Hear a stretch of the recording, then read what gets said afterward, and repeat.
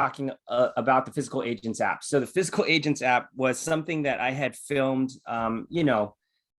5 years ago, one summer, because students kept asking, hey, could you show me that again? Or could we see some of this before we came to class?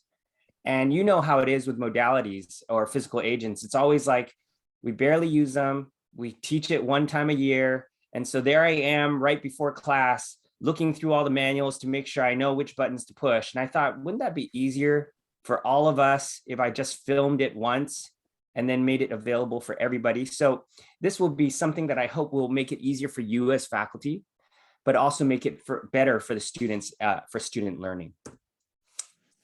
So with me, as you hear James's voice, James was one of my professors. He's part of the PhysioU team. He goes through all of the simulations. So it's powerful to have a professor who's taught in multiple areas be able to vet a lot of the simulations. So simulations is a challenging area to build content for.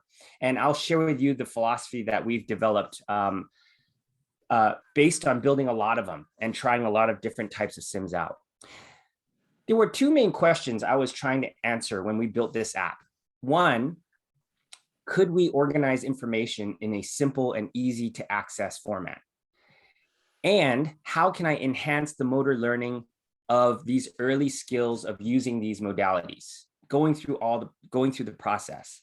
As you all teach probably very similarly, as we teach very similarly, there's all of this basic knowledge, which I think, you know what, textbooks do a great job of delivering the basic knowledge.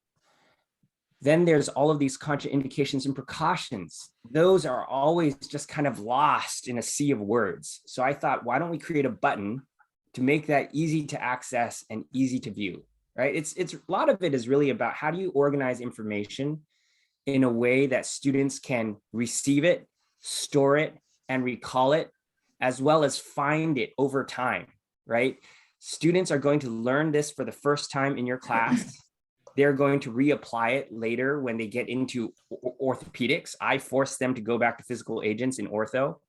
And then when they get out into the clinic, the resource is there in their pocket.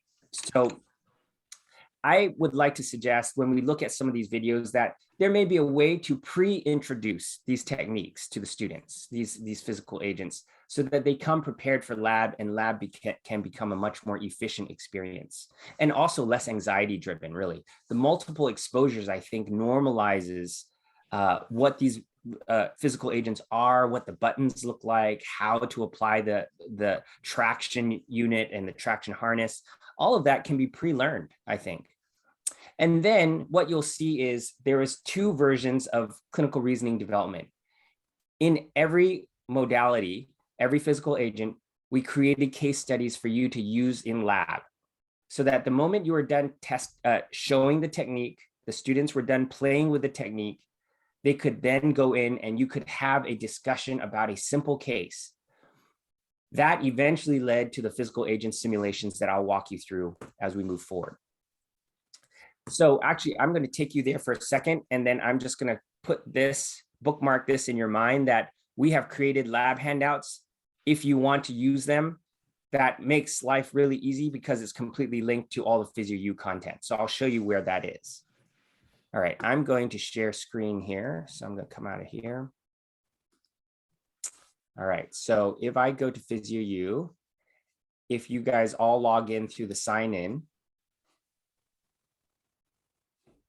you'll see that we have all of these different apps available for you to utilize in the different classes. The easiest way to sort these is really to go up here and go, I'm interested in all the fundamental skills. So that sorts the fundamental skills just like this: assisted devices, gait, pharmacology, surface anatomy, palpation, range of motion, MMT, and physical agents. So we'll click on that. So you can see we've also organized this in a very, there's only so many ways you can organize these techniques. So of course we followed the key textbooks, and in cryotherapy, you have your whole list of common different cryotherapy options. If you go into, for example, something like traction, which is my nemesis, because Not very many clinics have this anymore, and most departments don't have very many of these units. And so if you take a look, for example, of me here, here's the purpose. Here's the indications, some potential adverse effects. We recently went and did a literature review, so all of your references are here. If you look at contraindication precautions, this makes it really easy for me to teach with, for the students to access. They don't have to flip through different pages to look for it in my lectures. They just click on it, and there are your contraindications and ways to ask the patient, because you know how awkward it is when the students study this and then they have no way to translate that into meaningful human language. So here, I think it's a very nice connection here. When they learn the contraindication, you put it into their mind that this is commonly how you would ask that. So all of the contraindications and precautions are here. Again, what we've tried to do is we've surveyed a number of the different common textbooks that we use. And then from there, we kind of create the contraindication precaution list based on the most common contraindications and precautions. I would say if there are certain ones missing, please feel free to email me. This is just a database change away to modifying this. So we are happy to get feedback from you guys whenever you see things that are inconsistent or you need things to be added in. We carefully try to figure out what should be added in and what shouldn't, but absolutely feel free to reach out to me. Here is the setup video. So with a setup video, you have a 7-minute and 44-second narrated version. So this is what the students typically watch before they come to class. They know that for traction week, all the techniques that they're going to learn, they're supposed to watch ahead of time. So let me just take a moment to play that for a second. Preparation for lumbar traction. We are going to apply the pelvic belt directly on the skin of the patient.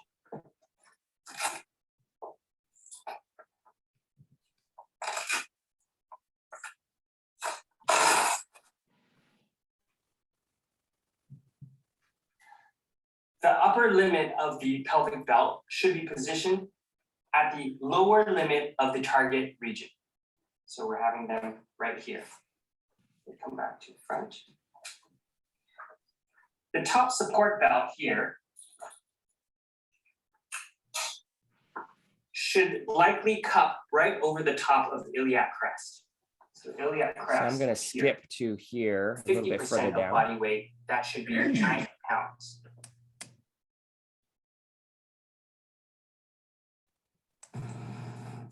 We've set the maximum force at 50% of the patient's body weight for joint distraction, and the minimum force at 50% of that maximum force. So with Patrick weighing 180 pounds, we have set the max at 90 pounds, and the minimum force, or the rest force,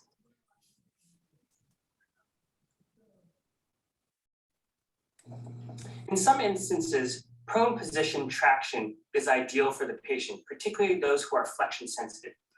So you can see that this instructional video will likely cover the bulk of the instructions that they need to hear for the first time. I love the idea that this is already prepped and bookmarked in their mind. When they come to class, many times they don't want to watch this again. Either I will demonstrate it live, or you could pull up the video, which is what I do all the time now. I pull up the video, everybody's watching it together so they all have a good view. And then they take their iPads or the computers and they use the high-speed video as a quick reference. So instead of 8 minutes, this is now just, less than 2 minutes to watch the entire application of the belts and the harnesses.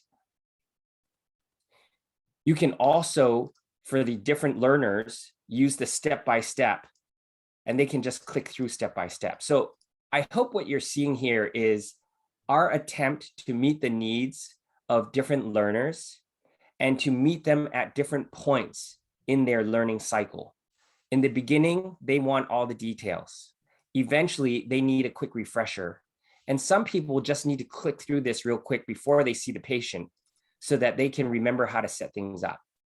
So it is not just a classroom preparatory or a classroom lab type app, it is designed to be utilized in the classroom. This is what I believe philosophically creates deep learning, that the resources that the students use at the beginning is the same resources that they're reaching out for when they're in the clinic.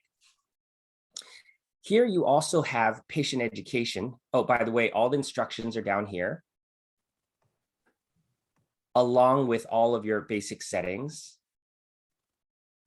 and your references. And then we have patient education. So with patient education, we actually wrote this first and foremost for our students to learn what kind of things they need to be prepared to tell the patient. So all of our students know to read through all of this as part of their preparation for lab. Why do we use it? What does it feel like? When should I avoid this type of treatment? Talk to your therapist before using if you have these different things. Once the students learn how to say all of this, they are prepared to interact with the patient. They can also use this little sidebar. And we teach the students, whenever you give the patient traction, send them an email. So I'm going to create an email, send them this page so that they can read it on their own time. So you've just extended the therapeutic window with some education. And we all know that education helps to reduce anxiety and reduce pain. So all of these things, I think, help the therapist actually to even do their job better. So that's what this part is for, is you can actually teach the students to now leverage this as a patient education type of resource. So every single modality has a patient education piece. You can tell that we have made it very consumer friendly, and we've only used words that we think are very simple so that we don't have to worry too much about using too much of this medical terminology. If you look at the case study here, and then right after this, once I talk about the case study, I'll slow it down for a second just to get your thoughts, your comments, and feedback. Here in the case study, we have this patient, and I know that this is a year 1 class, so a lot of their clinical pattern recognition, their understanding of pathology is probably very minimal. So we have this patient who says, I have low back pain. He doesn't seem to have any major pain going down the leg. We thought that that would be a little bit more complicated than we needed to at the time. And it talks a little bit. So we purposely made this case to have elements of aggravating factors, their pain levels, a little bit of the history, just enough for you to begin to set the idea of this pattern of someone with perhaps some degenerative changes, right? 63 years old, we can talk about, oh, he's done a lot of hard work. He's older. He's complaining of centralized back pain, and it feels better sitting. So you can talk a little bit about movement preferences, because then it allows you, as we discuss, what position should we do for the patient, supine or prone for the traction? You know, what kind of setting would we use?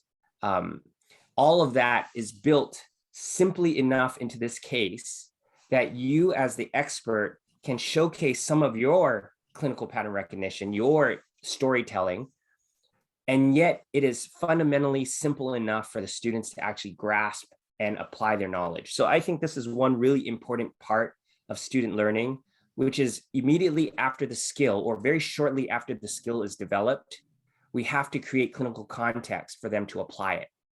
Once you do that, it closes off the circle. They finally get it. And then you can move on to a new modality. Over these 20 years or so of teaching, I've just realized that waiting too long to close the circle, to create the context, means the information is lost in the muddle in their mind of all the content they're learning from 4 different instructors every semester. So I think it's really important. I mean, that's why we built the case is easy for you to access, easy for you to discuss, and all the answers are here for you to reveal. So you always have backup. You don't have to even know too much about the case at all. You can always just open up the answers and talk about the contraindications, what diagnoses might be appropriate for this modality, right? Joint hypomobility. What are the precautions? How would you verbalize how you would screen the patient? So this is me asking the students, hey, so it's traction. Could you go ahead and ask those questions that you have just learned? Give it a go, right? Just try.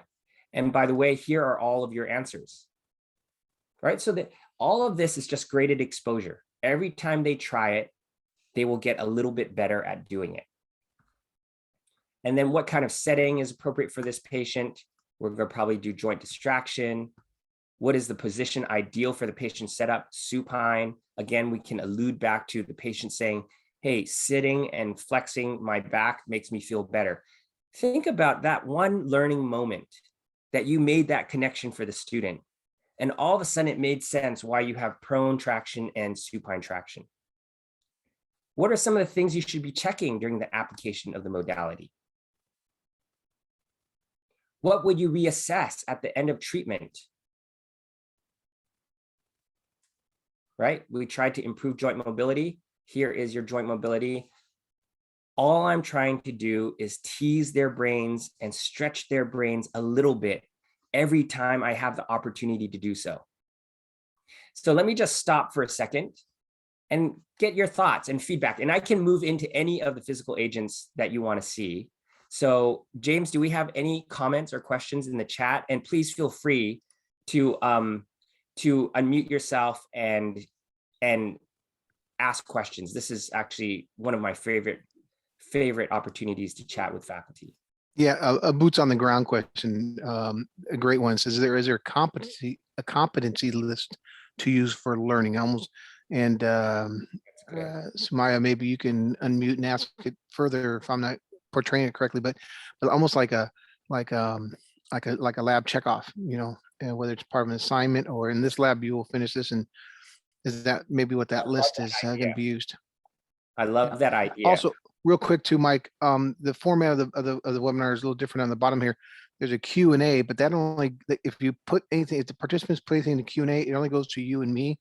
And the question is great for everybody to see. So if you just put your questions in the chat, yes, then everyone gets to see the questions, because probably you had the similar question anyways too. Yeah, perfect. Any comments? Yeah, James, if you take a note about the lab competency checkoff, I think that would be a great little sheet that we could create and just share.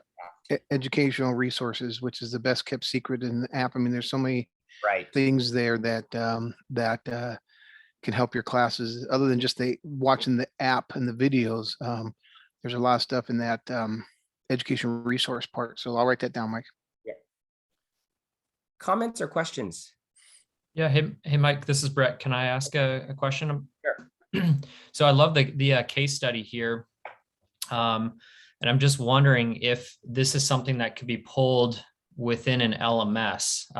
One of the limitations I'm seeing here is it's not necessarily, the answers are right there essentially, right? So it's not allowing the learner necessarily the opportunity to engage and really have to maybe put their thoughts down first before looking at the answers, if you will. So that's a great question. So that's why I built these case studies as very easy access for faculty to use in labs in real time. What you're asking for is essentially the simulations, which I'll take a short segue to show that if you look on PhysioU, and all this purple stuff is everything we built this year to try to answer the question, can I have asynchronous clinical reasoning development and application of the knowledge that can be linked to an LMS in some way? So for example, if you go to the physical agent simulations, here are the mini sims. To me, mini sims are very targeted, relatively short, 5 to 10, maybe 15 minutes at the longest, that allow students to have some patient context and apply, how do I use ultrasound, or how do I use ionophoresis? These sims, in fact, why don't I take you through one? Let me just use the ionophoresis for a second here. What you can see, actually, let me go back. Here are all the sims that we've built so far. What I would suggest is that some of these SIMs can be, if you look over here on the sidebar, you can copy that link, put it right into your syllabus or your LMS. The students know that they need to do this and submit the grade sheet at the end of that week, which is end of electro week, let's say. So this is all hyperlinked already. If you go into the game itself, so let's play for a second. Here's the ionophoresis game. The objectives are to refresh their knowledge with contraindications and precautions, identify some correct parameters, practice setup and application of this modality. There's a patient scenario and a bunch of questions for you to play through. So here's Kelly, and she has pain because she overuses her arm. She has pain in her.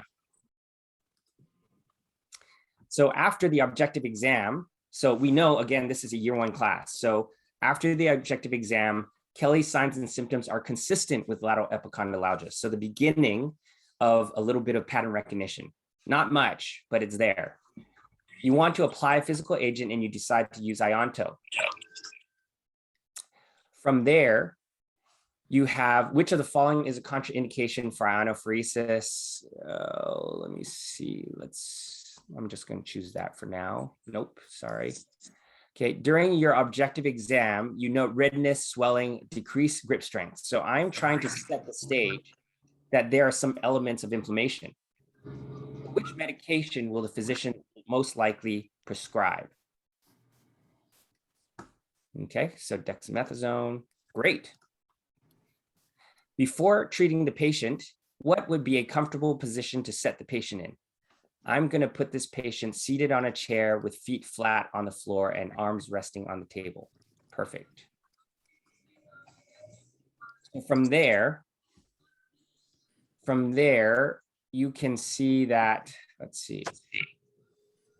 It says, click on the active electrode. Hint, the black is negative and the red is positive. So we're asking them to identify the active electrode. Okay, and submit.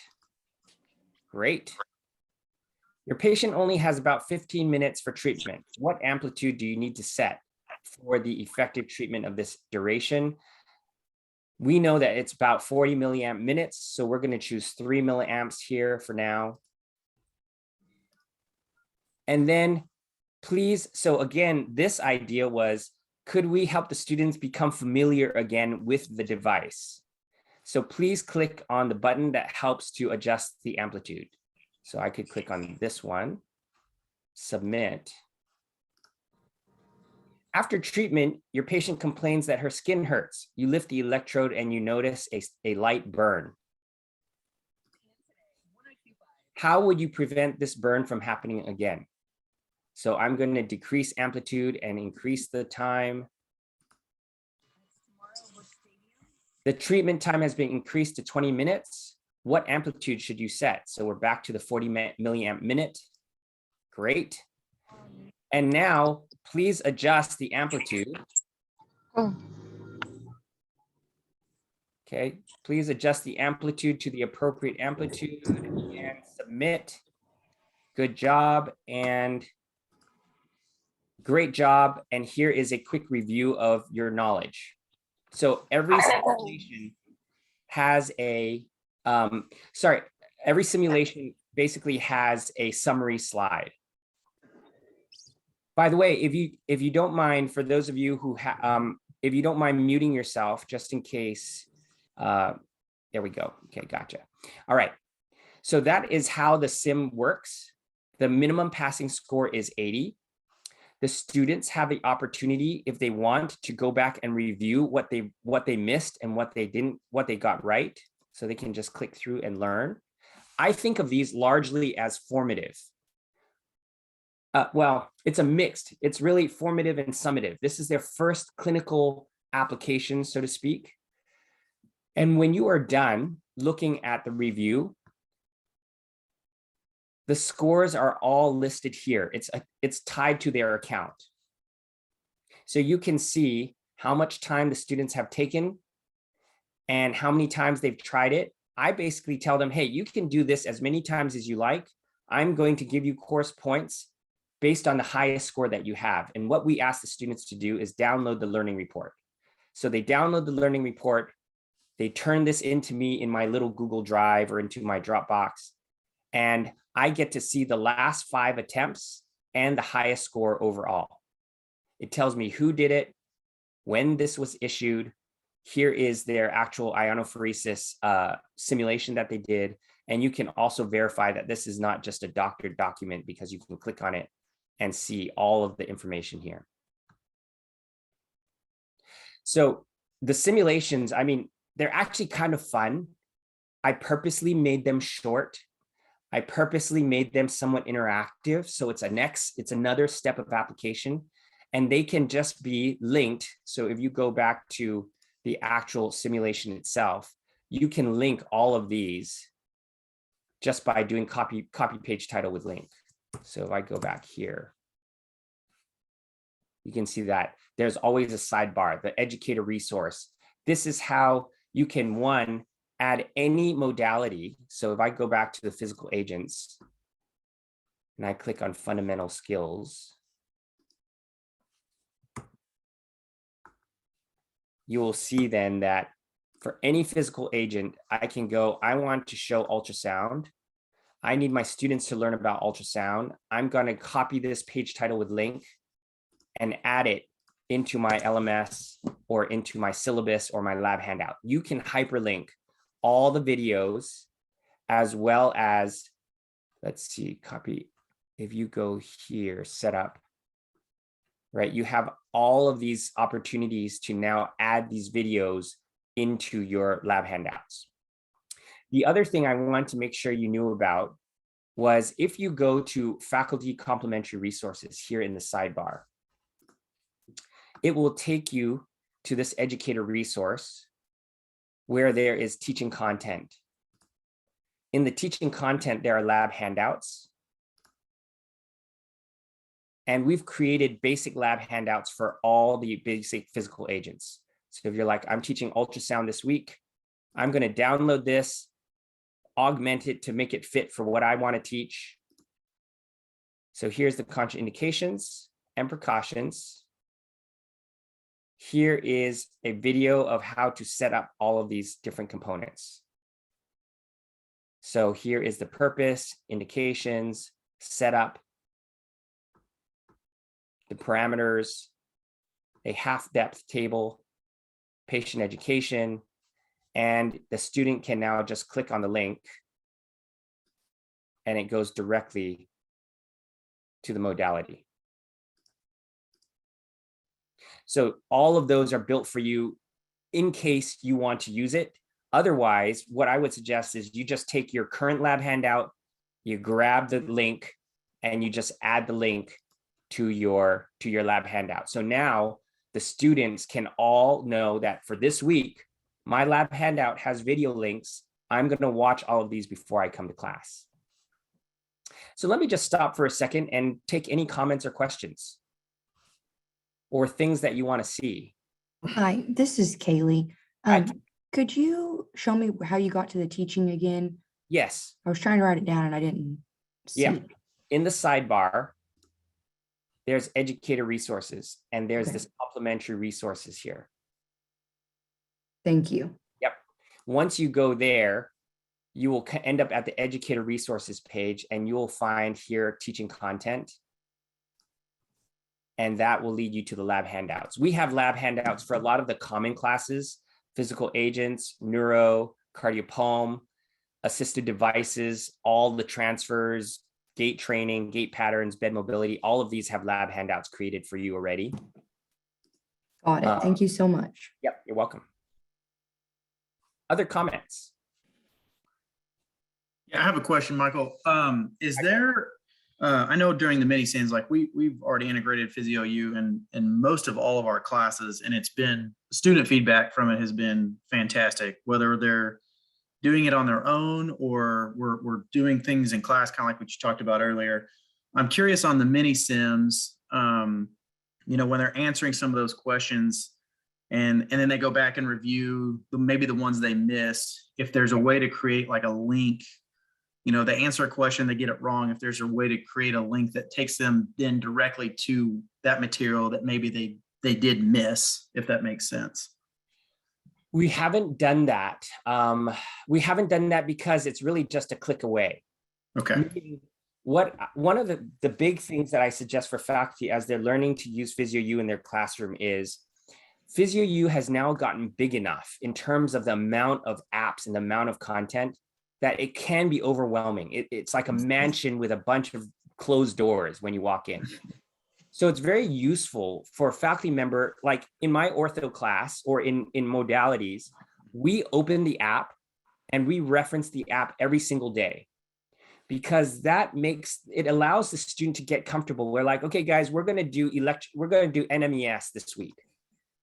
You guys have already explored it. That's one of the reasons why I invite you to use this as a pre-lab, is because part of the graded exposure experience is as students wander around in their own time, there's a process of familiarity and discovery that they own, that they can reuse when they get back into the clinic. If they only see it, it's kind of like, as an instructor, if I pull anything up on the screen and they don't know where it comes from, they become passive receivers oftentimes.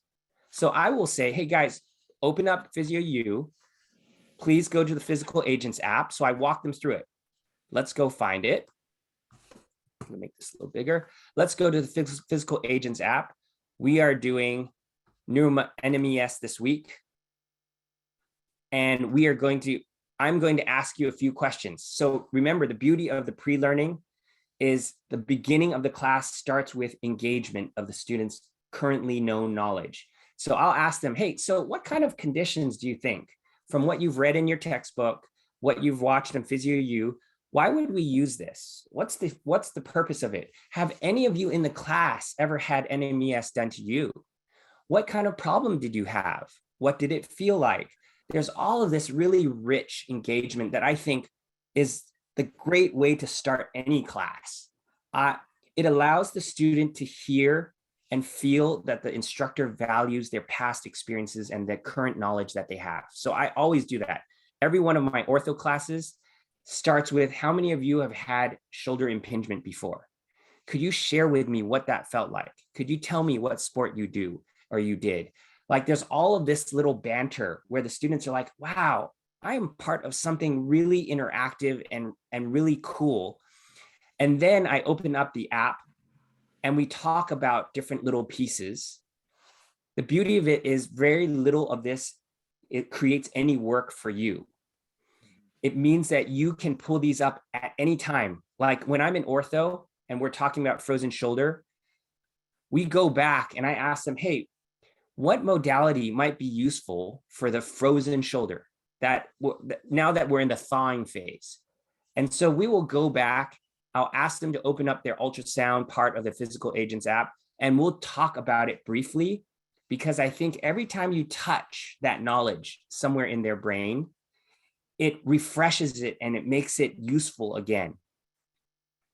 So my suggestion for you is, in your daily class, you open the app and you reference the app. Nothing has to be just audible anymore. These are all visual maps of content that you can leverage at your fingertip. And by leveraging it, you are creating familiarity for the students. This is very critical, I think. Then the students really begin to find value in the resource. It's almost like the challenge of having a textbook as the sole resource is that it's very difficult to look at it together, to open it up on the screen, to point out something cool. Now you can do that with the PhysioU resources. I like your example, Mike, in terms of it's like the mansion, and there's the floor plan is so enormous it could be overwhelming potentially. But I think if the students start using it right away from the beginning, they're conditioned, and like they'll go and explore rooms that you're not there yet. Like, hey, I'm going to be at a wedding this weekend, and I know we're doing ultrasound next week, so I better look at it in advance, even though I'm not told yet. I mean, the students may be able to, kind of figure that out and stuff. And I think and then the faculty, I mean, the student can look up something, they've learned a year and a half ago, and they don't have to make sure they have their ultrasound notebook with them. They can do it right away, right there while they're in ortho or even in the clinic. So I think that's just the beauty of this thing. If it really gets embedded into the curriculum in totality, then you can just see it's a resource throughout the whole program. Yep. Yep. Comments, questions?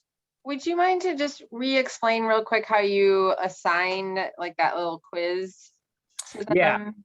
Yeah, absolutely. So if you're thinking about using, I think for these different games, the mini sims, I think they're best done at the end of the week.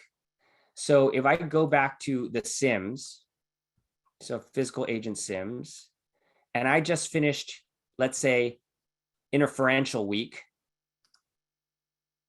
I will go here to the sidebar, copy the page title with link, and then just put it in the syllabus. You could either put it in the syllabus or you put it in the LMS for that week. So module week 5, and they know that they need to click on this and complete it and dump their little grade sheet into your box so that either you can keep track of it or your TA can keep track of it. And then they get points at the end of the semester for having submitted these. So Okay. yeah. And for a lot of these, you have the option also, let me go back to, sorry, here. So here's, let me click out of this. Here, you have the option to copy page title with link, which is what I just showed you. And then here's copy thumbnail image. For the bulk of these that have images, this thumbnail image will now be added into your module or your lab handout. So then when they click on that, if it's in the LMS under like week 4 or whatever, and they click on that, then they'll just be led to like their sign-in page. Yep. And then directly to that spot. Yep. Okay. And then they just complete their simulation. And then when they're done, they download the learning report and turn it into you. Nice. Okay. So we made it really simple. I'm not convinced yet that I'm ready to try to interface with every LMS that everyone's using. So what I did was I made it as simple as I could. You complete it, you download your learning report, and you turn it into me. Anybody can do that.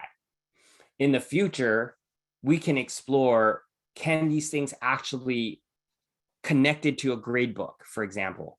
For now, we've just decided to spend our effort building lots of simulations and learning from that experience, because as you can imagine, building these take forever. They're really expensive to build. They're really expensive to vet. And then if you make them too complicated for faculty to use, that's it. You just wasted all the time and effort. So we've chosen on the easier side. This is a little archaic in a way, but man, I like archaic. It works and it's simple for now. Mike, there's 2 comments on the chat. You may want to look at real quick, but I'll comment so it gives you time to read them.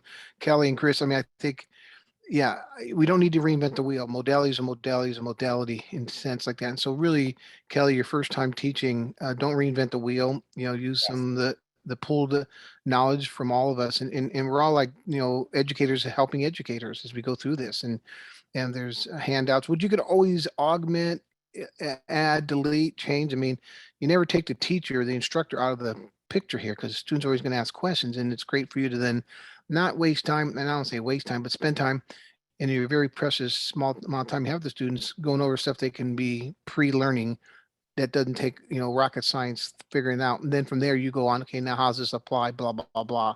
So yeah, so please take opportunity, you guys, to at least this is a good, it's like, you don't need a new wheel, just tighten the spokes and put on the size tire you need. Right. And in a lot of these different simulations, so I'm just showing you the this is interferential current. For a lot of these, so this is a patient has chronic back pain. So we're asking them, hey, go ahead and apply the electrodes in the right place. This is positive channel 1.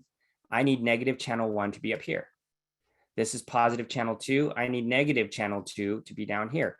Just simple things like that take the learning that one extra step further.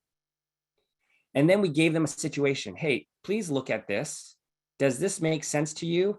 Nope, actually negative electrode 1 and negative electrode 2, they need to switch places because I need these. Oh, actually, let's see, negative and positive. Positive 1 and 1 and 2, I think. Yeah, they need to switch places. So the patient says, hey, I felt better. And here is how the setup should be. Here's your settings. Good job. You're done for the week. So again, philosophically, what I'm thinking about, what you'll see in PhysioU, what we're doing in PhysioU, is we are building simulations, and some are big and some are small. So if you look in the orthopedic side, we've got mini sims and we've got macro sims. Mini sims are short. They're often formative. They can be summative or formative depending on how you want to use them.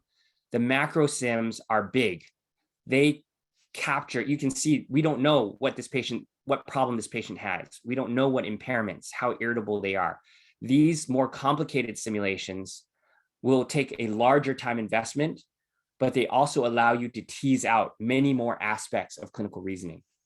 So there are a lot of interactive learning components that we're building.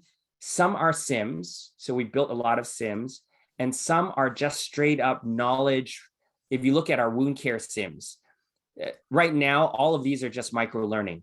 It's just stuff that they learned in class that I need them to interact with and pull out of their brain. We actually just finished filming images and pictures for an official simulation. So you can see micro learning to me is just interactive knowledge checks. So we're using this right now in our wound care class. At the end of the week, when they've learned about burns, they play this and they turn it in. It's low stakes learning, but it's easy to do. And we know the students need it because lots of times they're done learning all this content and they don't have any chance to play with it until it's a test. So I think this is a really valuable way to help students really play with their knowledge. The neat thing, Mike, that PhysioU, and you just kind of allude to it, that it's not just a repository of information like an encyclopedia, but you actually, as we go from like the lower level beginning, low stress, low risk stuff, to then we're now going to press you a little bit in the macro sims in terms of, now start thinking. So it teaches students how to utilize information, not just memorize information with That's right. the, kind of as we go through the progression of the sims. That's right. Sumaya, thank you for that compliment. We're so glad to be supporting education in all the different countries. That is my dream, actually, is not only to create an ultimate resource for all educators in the United States, but really, really worldwide. Yeah, Sumaya, please. If you want to unmute yourself and. Hi, how are you? Hi, great. I just want to say that this is very nice app, especially for my side, and it's improved my learning as well, and it's improved the learner's learning as well. And the one point that you point out about the active learning, yes, we want and we will plan active learning, as you said, that do the pre-lab works. That is new for me. So I will try to do this and we'll let you know what's the response. Wonderful. Thank you, PhysioU. Absolutely. Wonderful. And what university are you at, Sumaya? I'm in Rifa International University, Islamabad. Wonderful. Fantastic. I'm so excited. And I'm a user, and I also teach my different faculty members as well to use the PhysioU, and mostly I change my all lab plan after using that PhysioU. That's fantastic. Wonderful. So thank you, and lots of thanks from PhysioU. Yes, wonderful. Thank you so much. I did have a quick question for all of us who are teaching in physical agents. One of the faculty came up, and I think it's a valid point. One of the faculty came up and asked me, why are we showing using hot packs with the patient laying on the hot packs, which is, if you think about it, very common practice. Not all patients can tolerate being prone. If you think about many of our patients who need this. One of the comments they made was, hey, with the weight of the body and perhaps reducing the body's ability to control heat dissipation. This may potentially lead to burns. Of course, you know, as we teach it, we talk about adding towel layers or adding hot pack covers as a way to modulate the amount of heat, to also regularly check in with the patient and check the skin condition. I'm just curious from you as faculty, whether having the patient here in supine is an issue for you or not. Any thoughts about that? And please feel free to unmute yourself. I'm just curious from colleagues. Okay, Luke says, nope, not an issue. Lisa says not an issue. Okay, got it. This is Jim McKivigan from Touro University, Nevada. Hi, Jim. I tell my students to not let patients lie on hot packs. Got it. What I do is I tell them, instead of having them lie on the hot pack, if they are unable to lie prone, to put them in a chair with a back, so that the back of the chair will support the hot pack and the patient can lean up against it. Okay, got it. And Jim, I don't remember, were you the one who mentioned this to me at CSM? No, not at CSM. We talked at the educational leadership. Oh, ELC, okay, got it. When we were coming back on the plane, but I didn't see you at CSM. Got it. Okay. Another option, I love the idea of sitting. So for example, another option that we can do is we can add some pictures of alternative setup positions and perhaps even make some comments about caution related to the patient being in supine. So I think we can certainly bring that up. I would recommend that. Yeah, that would be great. Thank you, Jim. Thank you so much. So yeah, we've done something like that. For example, in the range of motion MMT app, sometimes patients, you can't do shoulder flexion with a patient in supine. They can't tolerate being in supine. So the students need to be able to troubleshoot a little bit and eventually say, hey, I can measure this. The landmarks are essentially the same. And so what we did here, also based on great feedback from faculty like you all, is here are some alternate positions that you can consider doing measurements in. It's not the ideal position, but it is we have to think on our feet. Yeah, thank you, Patrick. Yeah, so Maureen, we've got, agree with Jim also that we try to avoid laying on their back. Yeah, it really does depend on the clinical scenario. And I think that's where you as experts create enough scenarios and give students enough flexibility in their clinical reasoning to make good choices and to adapt. And I think if they can understand that, yes, indeed, if you do have a patient who can't tolerate prone, you can also do hot packs in sideline. That's a possibility, or we can do the chair version. So that's a great idea. James, if you would make a note for me about taking some pictures with some alternate positions, I think that would be great. I think as an instructor too, I mean, there's always confounding, go back to the research thing they're supposed to be learning, confounding is, hey, it's fine for a 48-year-old gentleman, except if he's diabetic and he's got vascular considerations and you got the bony prominences. So you probably don't want to for sure supine that person with the, the inferior angle of the scapula, or the spine of the scapula pressed against the hot pack. So again, it's yes, no, depends. It always depends, and you never take. And that's where the beauty of us as instructors say, hey, what are the other variables you need to be kind of considering when you do something as benign and straightforward as a hot pack application? It's never a no-brainer, and that's why you got to evaluate the patient, and the aid doesn't just all of a sudden put them on hot packs without you having to check the patient first type thing. So you see where it goes to research, to legal stuff, to aid supervision, to then the science of thermal venting of heat type thing. So what a great way to teach your students, huh? Yep, absolutely. Man, James, we wish we had this when we were learning, for one, and that we had this when we were teaching, Well, luckily I get to still use it in the classroom now. Other comments, things that you would like to see? I know we've run over time here, but James and I are not in a rush, and we're glad that many of you are still here. Would you like to see anything or have any comments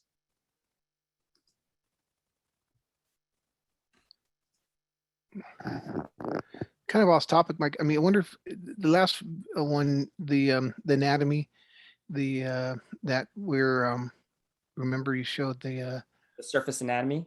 yeah, I think that's just such a beautiful thing. And then You know, and on the educator resources, you showed how how anatomy is embedded into the other things too, if Yeah. there's time. Yeah, I mean, tied to, I don't know whether many of you teach the range of motion MMT, but you know, applying modalities really makes learning surface anatomy palpation really relevant.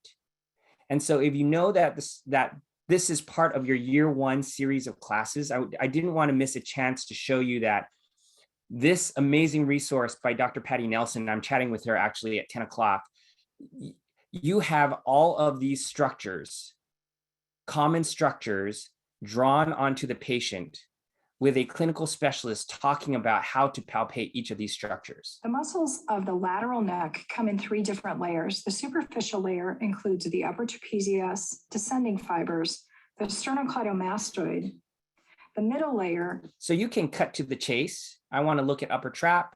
Here is the upper trap video. To find the upper trapezii muscle, you can ask the patient to bring their head back and feel the insertion of the upper trapezii that arises from the superior nuchal line and follow it all the way to its insertion on the lateral third of the clavicle. So if you think about what this means for training our students to be great at palpation, it's now done for you. And this will influence your range of motion MMT class. It should be nicely tied to gross anatomy. And it will also influence, of course, our application of lots of our physical agents. So I just wanted to make sure that you knew that this app is now available, and it covers all body regions, all the different common soft tissue and bony structures, including nerve entrapments. I think the upper trap thing, my example, physical agents, I mean, spray and stretch, you know, your fluoromethane, you know, where would you do it? Trigger point, where you do ice massage, you know, an ice massage. Oh, that's right. It goes all the way up to the superior nuchal line down to the, I mean, you see where I think that this foundational anatomy thing is just so valuable. Yeah, absolutely. Any other comments or questions? I think I'll just move us back to my last couple of slides here.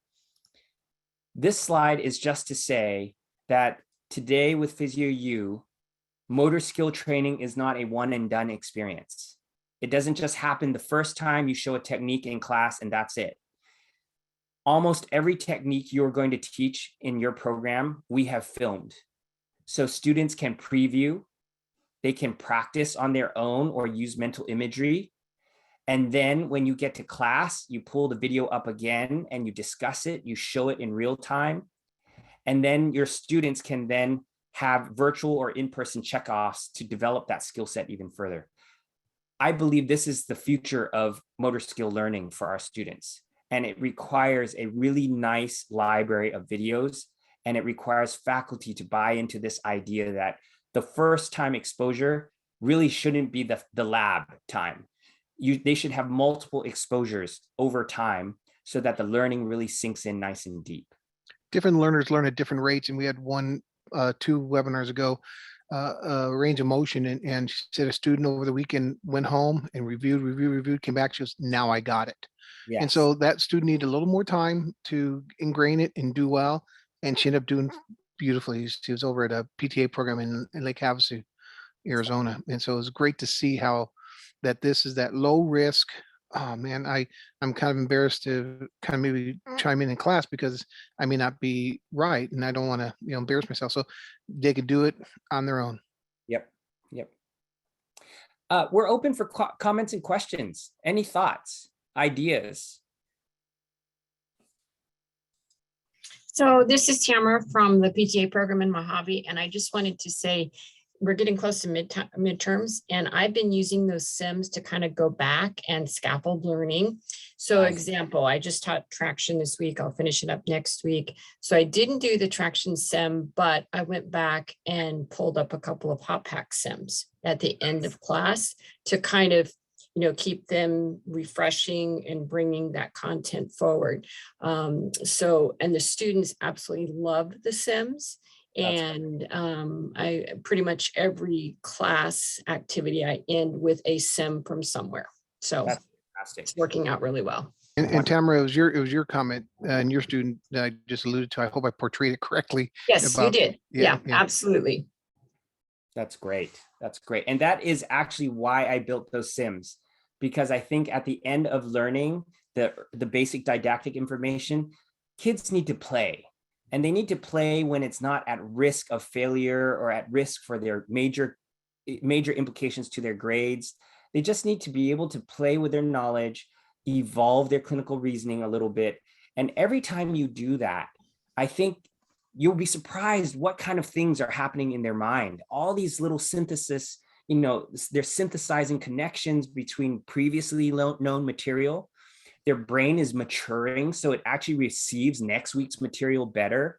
It really is, if you think about it, is this organic process that is carefully curated and guided by a professor that understands how multiple exposures help students to sink things in slowly, and how creating clinical scenarios help to take some of that material and allow for it to be applied in a clinical environment. I think all of those we still don't understand, because the idea of simulations is so new for our profession. We still don't understand what the benefits are, but I can tell you, just like what Tamara is talking about as well, the students love to play. This is their generation.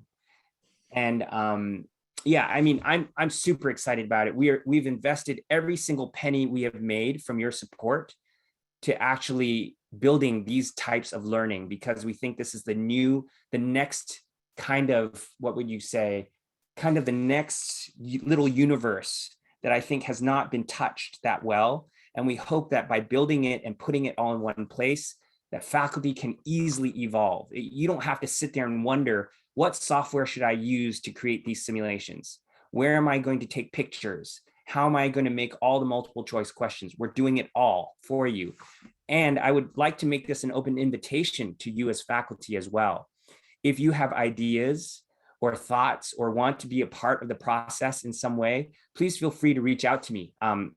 As always, James has posted my meeting availability in the chat, and I'm always excited to connect with you, to hear what you're doing. So please feel free to connect anytime. Mike, on the logistics, would you say the chat? Because for some reason the thing today is not letting me do a lot of things. Yeah. And save it for me. Thanks. No problem. And the first entry in the chat was the contact for the Yes. appointments. And then also in the early third, I have your email address at mike@clinicalpattern.com. Yeah. And the former one was mike@PhysioU.com. I think both still work, Mike. Yep. But, we're migrating to the clinicalpattern.com. Yep. Suffix. Yep. Any other comments, thoughts? And thank you for those of you who are leaving. Absolutely. We're so happy that you are part of this, and that that this is enhancing teaching and learning for you and your students. And for sure, I hope that it's making your life a little bit easier, as mentioned by some of our colleagues here. I have found such a relief at knowing that I could pull up a video of any special test at any time, because I just can't remember all of them all the time. And this buys you that little window of breathing space. While the students are watching a 3-minute video, I'm looking up other things as I'm preparing for the next hour of lab. So I hope that this becomes useful for you from a quality of life perspective as well. Any other comments? Yes. One more thing.